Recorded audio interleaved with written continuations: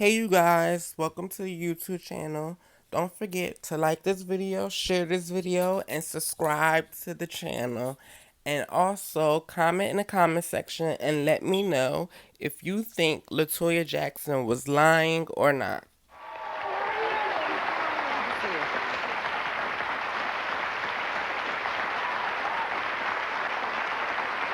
They love you.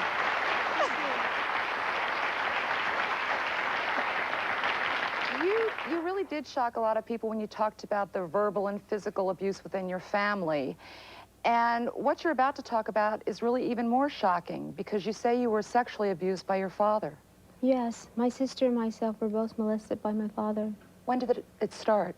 Gosh, it started ever since I can remember, actually, with my sister, because she's so much older than I am, and we slept in the same bed.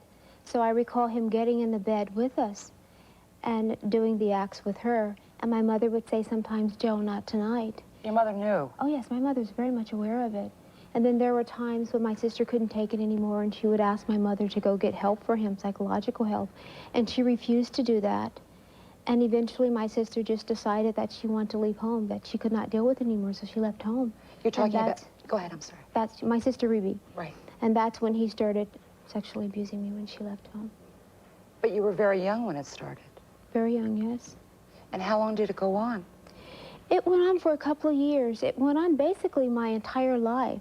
But of course, it went from that to verbal, if you know what I mean, which could be...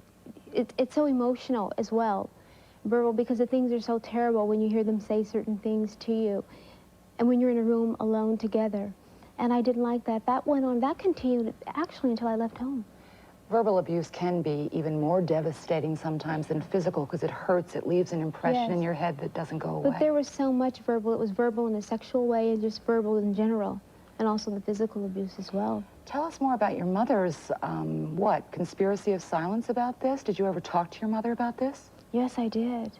I spoke to my mother about it a couple of years ago when I couldn't take it anymore, and I asked her for help. I said, "Mother, I need help. Please help me. I just want to know one thing. Why is he doing this to me? Why did he do these things?" And she answered me by saying, "Yes, your father did these things. He was sick at the time, but you're not supposed to talk about it. You're not supposed to mention it, and don't you ever mention it again." And I called her again. I said, "But you don't understand. I need help. I need to know why. I need to know something. Please help me." Because you get to a point in your life where you can't cope anymore. You're thinking about it constantly. And I couldn't deal with it.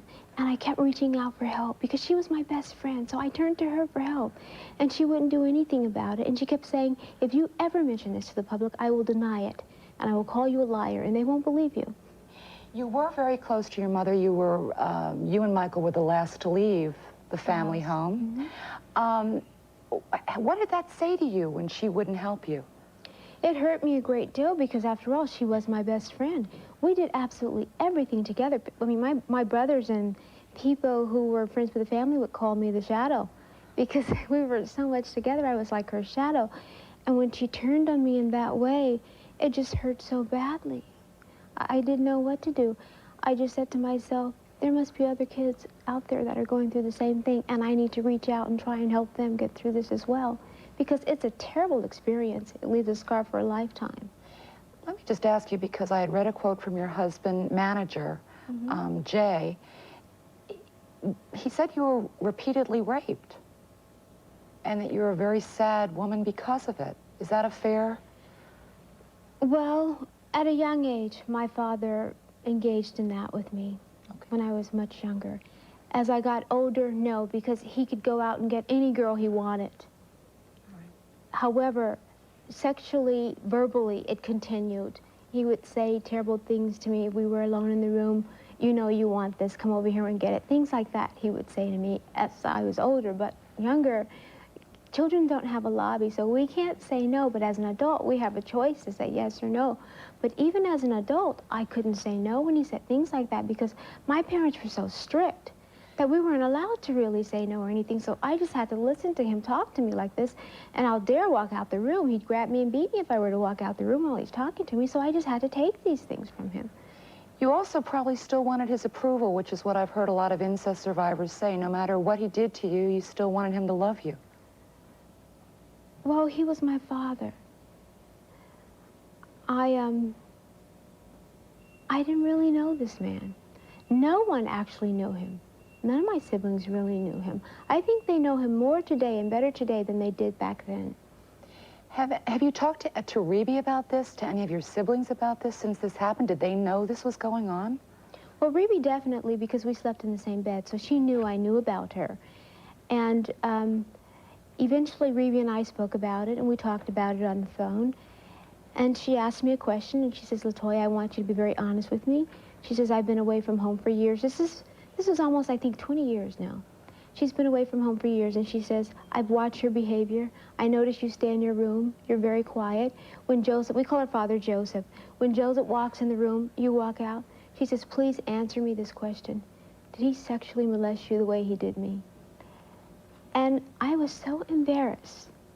I couldn't answer her. I just said, Rebe, there's certain things you just don't talk about, isn't there? And she just said, okay, then did he do it to Janet? And I said, I can't speak for Janet. You have to ask her, which in fact, I can't speak for her. But later on, I realized that I probably shouldn't, it's probably wrong of me, but I started blaming Rebe, because if she knew this, why didn't she come and try to save me sooner if she knew this was going on? Why did she wait 20 years to come up and ask me this question? Not that I'm blaming her, but it's just that why let a man do this to me? And she knew about it. You haven't really gotten any public support from your family members, and I know that at one point you went on the Phil Donahue show to talk about this, and your parents, I believe, phoned in, and I think we have a clip of that. Let's take a look at it. Why are you beating me? You drag her to the bathroom.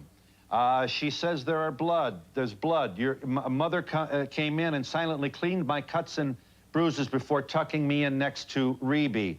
I promised, she said to herself, I'll never make him angry again. I did start speaking up in class, and I became a perfect child, which is the way abused children respond to this. This didn't happen, Joe? No, it did not, Phil. It did not happen, and I don't know anything about that, and Catherine can bear with me. It's all lies, Phil. It's not the truth. What's your reaction when you hear it's a pack of lies? It hurts. When I hear them say that, it hurts more than anything else, because they know it's the truth. And mainly, they're not helping anybody out there. There are so many children that are being abused today, and that's the whole point of this, to make people aware of it, to bring awareness to it, so children can speak out at a young age and not wait too late in life like I did, because it leaves a scar for a lifetime, and it's terrible. Based on reading your book, you were scarred in a lot of ways. You did become the good girl because you didn't want to rock the boat. You didn't want to... I didn't want to do anything wrong, no. You wanted to be good. You wanted maybe not to be noticed. Well, you had to understand my father. My father was a very mean man. He wasn't a nice person at all. And you couldn't do anything right. You couldn't say anything right, no matter what. So I remained silent. I didn't say one word. I was very quiet and very shy. A lot of incest survivors block out the memories of being sexually molested by a father figure, by a loved one. Do you remember how you felt when he did this to you? Oh, yes. How did you feel? I never blocked anything out. How did it make you feel about yourself? I had no self-esteem all my life. I felt dirty. I felt unclean. I felt guilty. I felt like I was doing something wrong. I felt like everybody out there knew, which in fact they couldn't have known because they weren't there. They weren't in the same bed with me and my father. But you just feel these things. I don't know if it's something that works on you mentally, emotionally, but you feel these terrible thoughts and you think them constantly. And it's a terrible feeling. And I just would continuously shake constantly, my entire body, and I couldn't control the shaking. I would have to put my hands down to stop the shaking all the time when I would think about what my father would do. But I kept it very quiet. It's something you don't discuss with other people, other members of the family, and I never did. Why did you leave it out of the book? I didn't want to hurt anyone in the family. Writing the book was basically to show to everyone in the world that we need to really bring this out in the open, this taboo subject of child abuse. I could have written about molestation. I could have written about all those things. However, I chose not to. I felt that I could help people without probably saying that. But when my parents get on television and they deny it and it hurt so badly, that's when I decided to speak out and say, okay, I'm going to go all the way. I had no intentions of doing that. If you've read my book, you will see that it's very kind to No, it is everyone in the kind. family. It's very kind. It all... Everyone. There's reasons for everything, because I believe there's a reason for everything in life. My father did that probably for a reason. Why? I don't know. You still don't know to this day why? No, I don't know why. But it's got to be tough on you. I mean, I see it in your face. You're trying to help other people, and that's really an admirable kind of goal. It's got to be tough on you personally to keep talking about this. It is. It's tough. It hurts a lot, but you try to block it out when you talk about it. I'm sitting here and I'm talking to you, but I don't want to think about it. I don't want to picture it, because it becomes very emotional at that point. And sometimes I can't sit here and talk to you. It becomes that emotional because it gets next to me. So I just put that to the side. But it's more important to you to try and help other people? If you knew what I went through as a young child and growing up as an adult until a couple of years ago, it's terrible to just hide constantly, wondering if people know. Just a terrible feeling. You have no self-esteem. You feel useless and worthless. However, coming from a well-known family like I did, we were always in the media. And we had to smile and pretend like everything was okay, and that's exactly what we did. Even though it wasn't okay, it was terrible. I know this whole thing has divided your family based on what I just at least heard your parents say. Do you ever have hopes of having the image that everybody held out of the all-American perfect family? Do you ever hope of coming together with your family again after what's happened to you? Well, I don't know about the all-American perfect image, because that could never happen. That's been totally, that's been a facade for years now. That we were never the perfect family. We pretend to be. We knew how to pretend to be, too. We knew how to smile when the cameras were on. And the minute those cameras were off, no one was smiling. Everybody walked away. No one spoke to my father. Everybody was terrified. But yes, I do hope eventually that one day that we can all get together and everything will be fine, because they're my family. However, I do understand that I do come from a dysfunctional family, and there are things that need to be straightened out, and they need to realize this. And they're very much aware of it. I have siblings who have spoken to me about this, but they want to remain anonymous. And you have to give them that respect. Have you forgiven your father? My father, it's sort of a hard question to answer. When you say, have I forgiven him? I should probably answer you by saying that I blame my mother more than my father, because I think if any man who's sleeping with his daughter and the wife is standing there and she's part of my blood and he's not, and she allows him to do this to her daughter, something's wrong. Something's wrong with the man. How could she stay with him like that? This is her daughter. Leave him, like my sister asked. Leave him, do something, go somewhere. But she chose not to. She chose to stay right there and watch him do that. Why, I don't know. I'm sure there are a lot of reasons. Perhaps she would prefer to see him with the daughters than another lady on the street. I don't know. Okay. Didn't mean to upset you. No, it's all right. You okay? All right.